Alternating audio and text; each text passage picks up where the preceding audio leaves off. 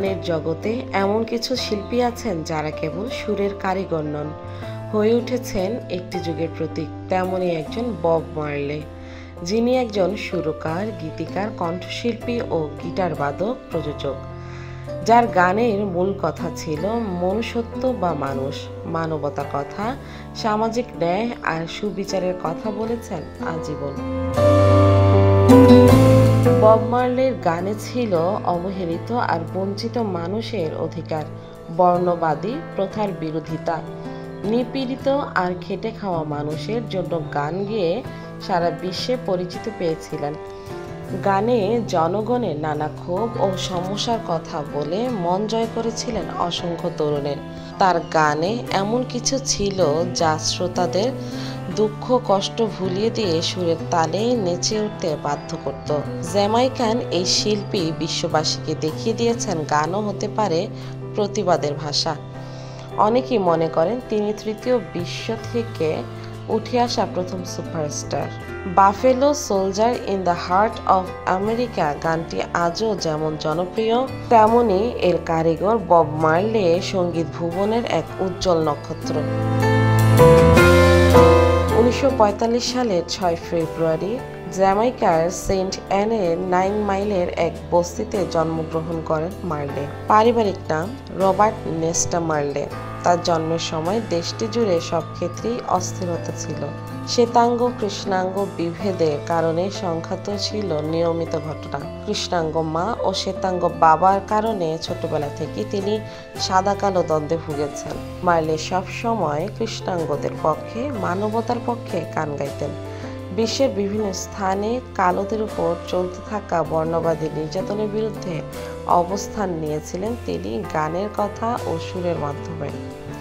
রাজনৈতিক আগ্রাসনের প্রতিবাদও করেছেন মার্লে এই গানের মাধ্যমে। অধিকার বঞ্চিত মানুষের পক্ষ নিয়ে তিনি সাম্রাজ্যবাদের বিরোধিতা করতেন গানের মাধ্যমে।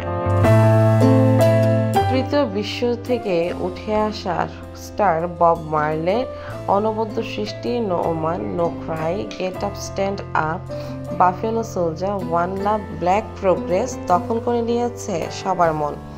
এই গানের মাধ্যমে একমাত্র হয়ে কাঁধে কাঁধ মিলিয়ে থাকতে বলতেন।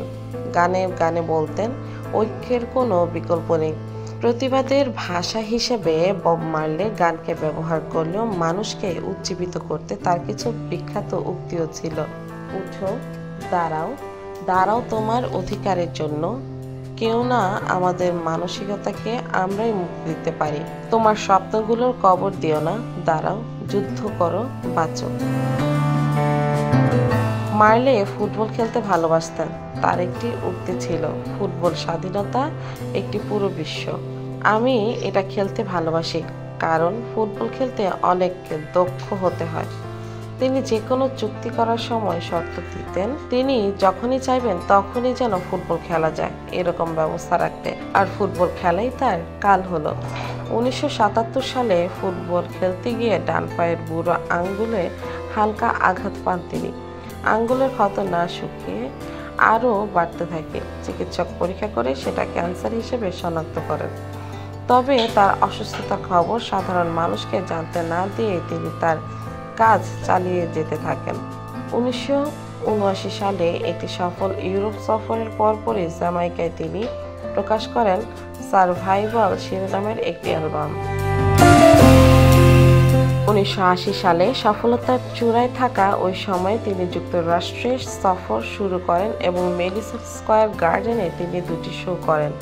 নিউ ইয়র্কে সেন্ট্রাল পার্কে জগিং করতে করতে পড়ে গেলে তাকে হাসপাতালে ভর্তি করা হয়।